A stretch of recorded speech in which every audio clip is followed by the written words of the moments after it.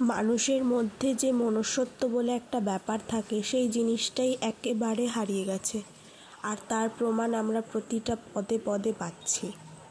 কারণ মোটামুটি 35-36 দিন সময় হয়ে গেছে, তবুও কোনো রকম কোনো একটা ভালো বা একটা মানে স্বাভাবিক একটা রেজাল্ট যেটা আমরা আশা করেছি সেটা একেবারেই হয়নি। আর এখনও হচ্ছে না, এখনও নাটক চলে যাচ্ছে, মানে এত নাটক চলছে যে সেই নাটকের যে কোথায় গিয়ে শেষ সেটা বোঝার উপায় এখনও নেই।